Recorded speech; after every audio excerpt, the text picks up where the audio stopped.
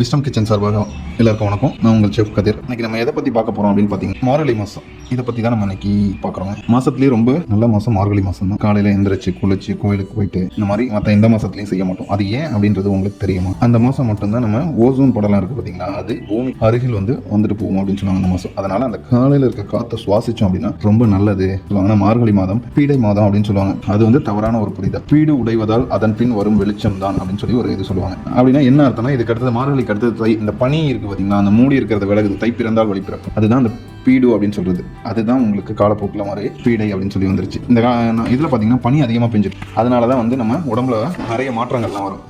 அதுக்காக குறிப்பாக பார்த்தீங்கன்னா பனிக்காலத்தில் நிறைய விஷயங்கள் செய்யக்கூடாது. நம்ம நான்வெஜ் அவாய்ட் பண்ணுறதுக்காக தான் இந்த ஃபாஸ்டிங் இதெல்லாம் இருக்கிறது. பால் நெய் இந்த மாதிரி அதிகப்படியான இது இருக்கிறத நம்ம சாப்பிடக்கூடாது அப்படின்னு சொல்லுவாங்க. விரதம் இருக்கவங்க முக்கியமாக சாப்பிடக்கூடாது. இந்த மாதிரி இன்னும் நிறைய சொல்லிட்டு போகலாம். கோயிலை பற்றி, சாப்பாடை பற்றி நிறைய விஷயங்கள் சொல்லலாம். உங்களுக்கு தெரிஞ்சது இருந்தால் சொல்லுங்கள்.